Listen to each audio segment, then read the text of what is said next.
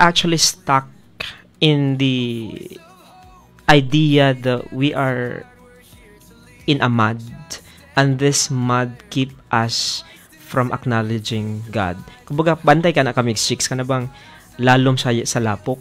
Pag nakasalalom sa lapok, di ko kakakita ka nang nasa babaw, sa nasa hayag. That is actually sin like in Catholic theology. Nga ang tao, kung ang tao na nagpakasala, muratag na nalubong sa ilalom sa lapok. And we cannot recognize the light which is God. So blocked ang Diyos. So the only way is to struggle up from that mud.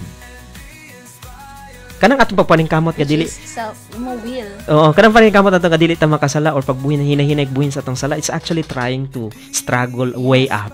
Di ba? Exactly. Hangtod niya makita nato ang Dios. Yeah. It always started on the will to actually try to reconnect to God. Pero I like that. pero kung wala kay will or kagustuhan nga mo reconnect niya, wala po kay struggle. Magpundo lagi ka sige sa magpundol lang ka sa anxiety, lapo. sa depression, Exactly. sa kagulanon. I like that analogy ka, Spence. Sa ingon anak ko. I'm learning. Thank you for saying that. Kadayan ka, Migs. Well, I'm just so happy that you shared that.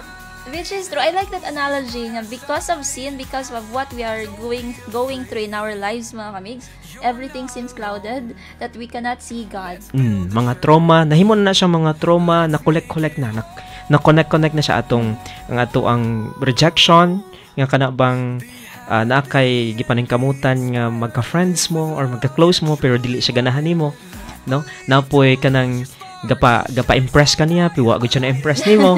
Kana siya nahimo lang na siyang gamay pero later on it repress magkapatong-patong, it repress us, no? Pamina na nato di na ta reach out, diri na lang ko taman, something like that. It is actually the same way when our Eve and Adam, no, first parents made that sin.